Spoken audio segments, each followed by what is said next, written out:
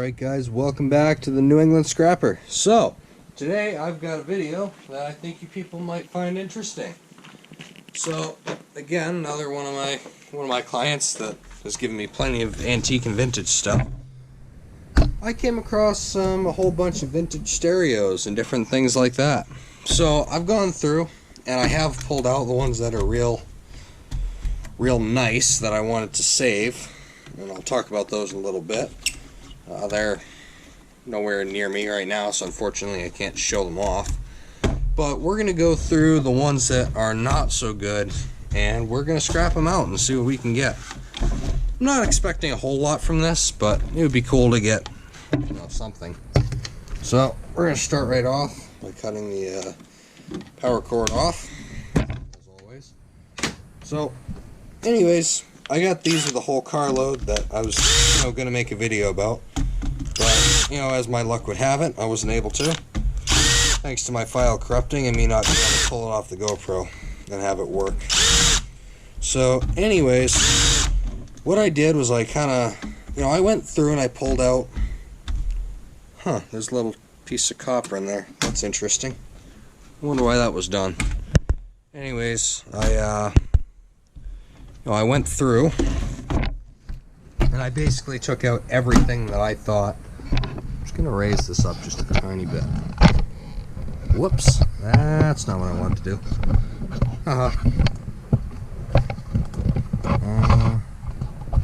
Anyways, there we go. So I took out, I sorted and separated all the stuff that I thought, might have some type of some type of collector value to it. Something that someone might be able to restore or take parts off of, something like that. Because they were nice units. I mean, they weren't all messed up and rusty and disgusting like these ones. The other ones were half okay. They were fairly clean. They looked like they might have worked, and some of them had been tested. I don't know when, but they were tested at some point by the guy that had them before me, because his original plan was to go through and fix them all and resell it at some point. And then, there was a decent amount of Pioneer and all sorts of other stuff. There's a Marantz in there, which I've never heard of before personally. I thought that was pretty cool. And as I've said before, the vintage stuff is only going to last so long. So we really only want to scrap what's so bad it really can't be fixed. And I am already seeing a nice goodie in there. I don't know if you guys can see that down in there, but that is one decent sized aluminum extruded aluminum heat sink that I'm seeing down in there. So that's looking really promising. Anyways, yeah, as I've said before, there's only so much of this vintage stuff to go around. And we need to, try to preserve and repair as much of it as we can before it, disappears. Because there's going to be one day in my career and possibly yours where we're not going to be finding stuff like this much anymore. And, when it does come up, it's going to be something that you always want to preserve. So, I'm trying to do my best to preserve the history that I can. And I mean, even if I only get $5-10 for each unit, I'm more than happy to do that. Because not only am I not scrapping it, I'm also possibly preserving a piece of history, a piece of electronics history.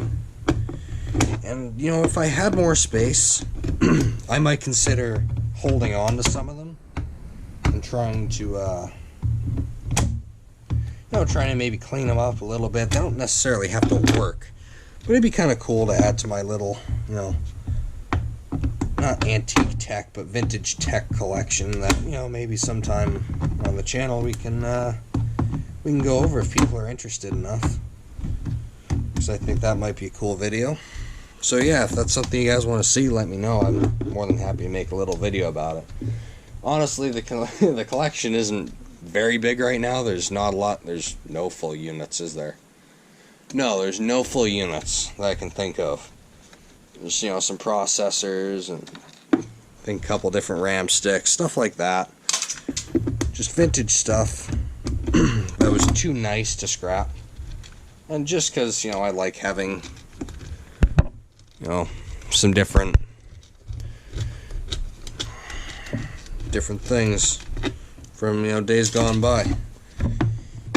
You know, I got the computer I built, you know, in my office space, but I think it'd be really cool to put up a some kind of like wooden case to display all the old processors. I think that'd be really cool. If I could somehow either build or find a half decent wooden case where I could do that, I think that'd be a really cool addition to my my little office space.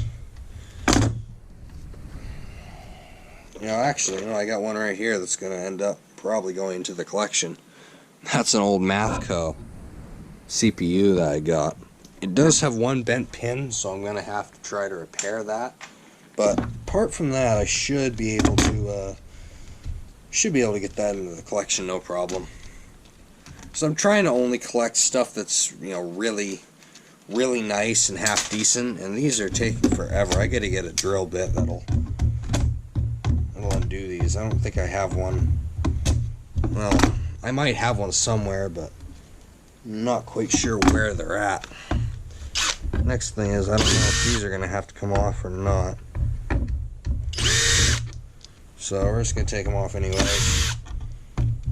And we'll get that, which I assume goes to either the transformer.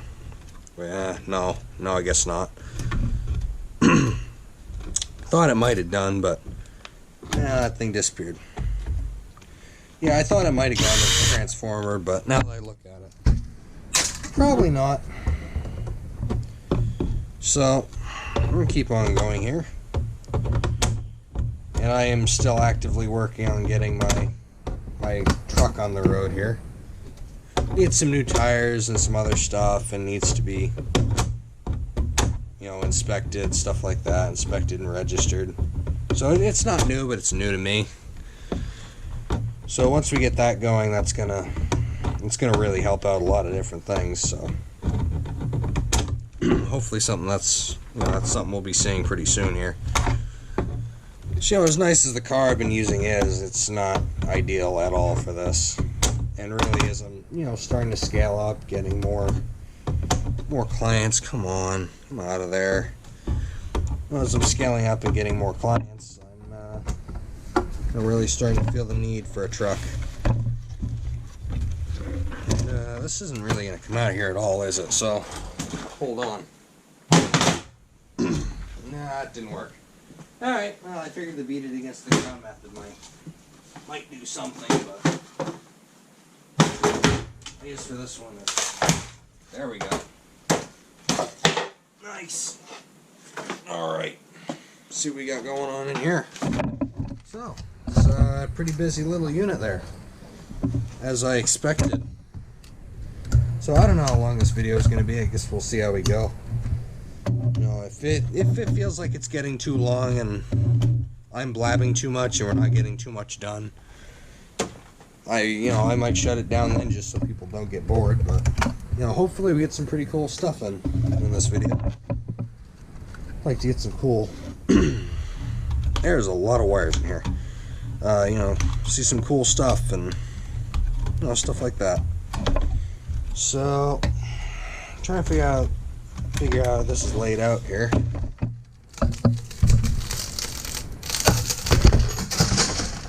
Ah, crap. Yeah, anyways, garbage.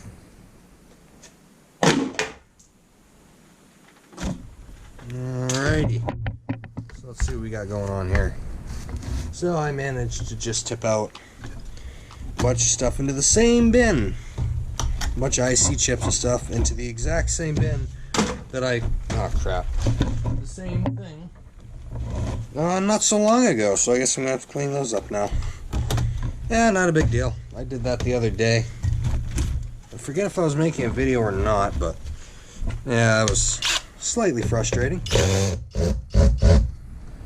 And we need the other drill bit that I got here. Oh, come on. Really? You're not gonna come out, are you? Awesome. Oh, that's just my absolute favorite when that happens. Well, more fails, I guess. Oh, cool. Now I've also lost the drill bit, so we're going real well here. Got off to a great start. Perfect. Okay, I see what I'm doing wrong. Well, that one's probably not going to come out now. So, I guess the trick to these is just push down really hard and they should grab. So.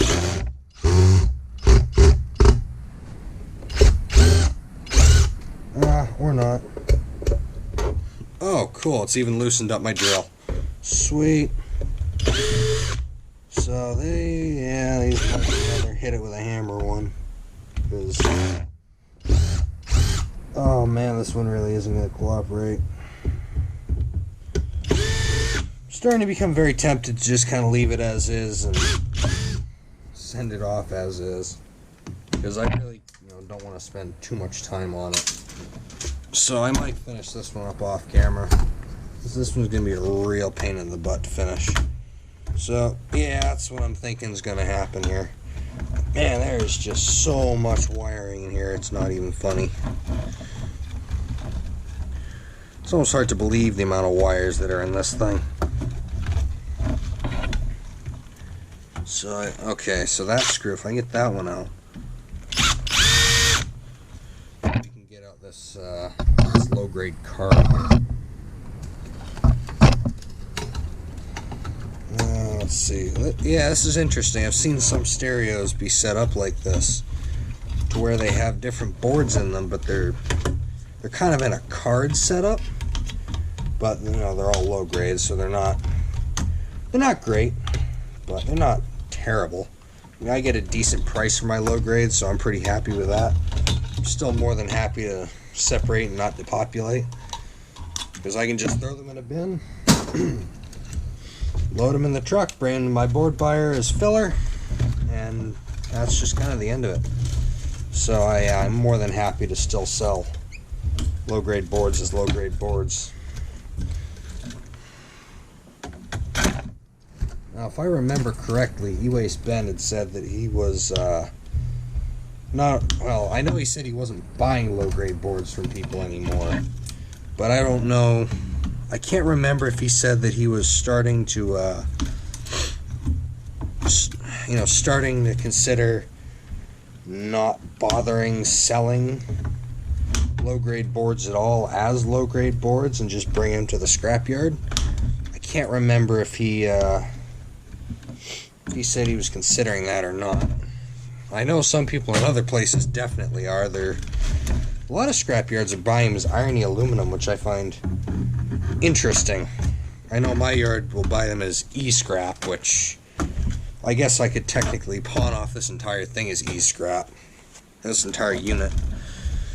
My scrapyard. That's how they've been doing it recently. They're calling it e-scrap.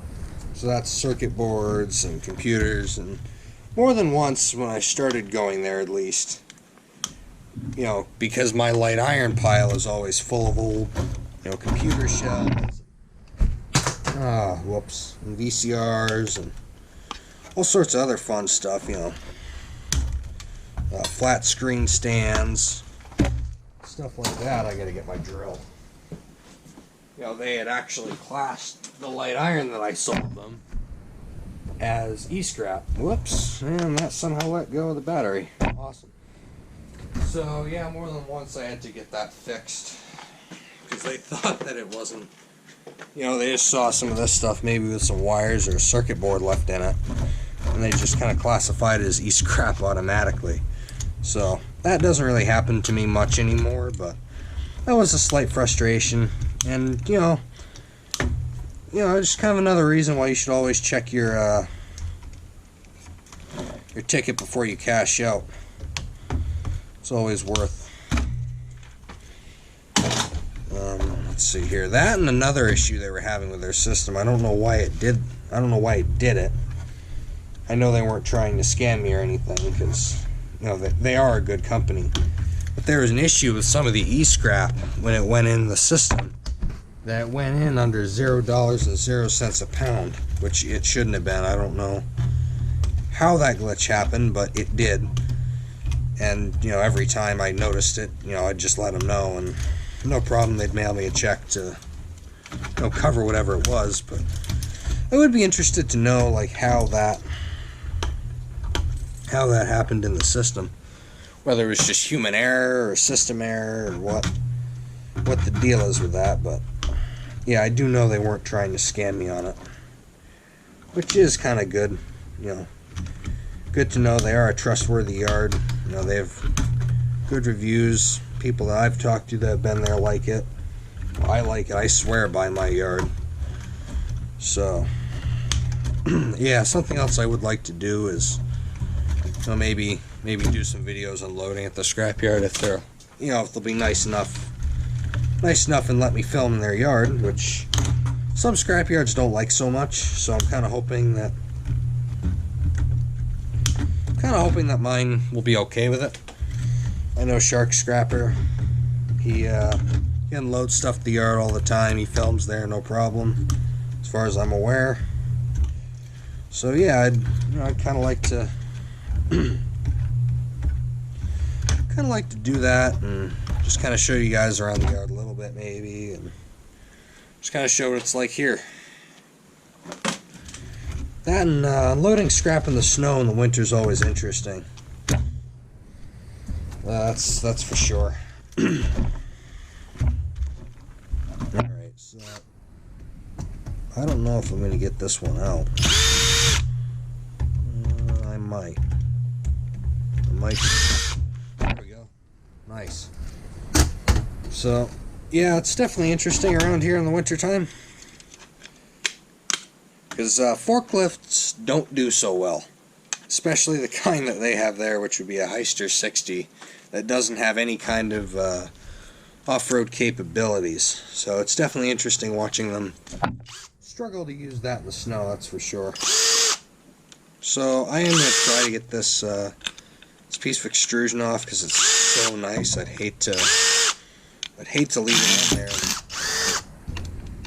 and lose clean 60-63 extrusion. So we'll see what we can do here. But yeah, it's definitely interesting watching them attempt to do stuff in the snow. It's I don't want to call them warehouse tires, because they're not. Oh, excuse me. They're not warehouse tires, but they're not off-road, all-terrain tires, I'll put it that way. So they don't do so well in the ice and snow. Alrighty. So we got this one pretty much done. I don't think I'm going to be able to get that transformer out of there. Thanks. My glorious mistake.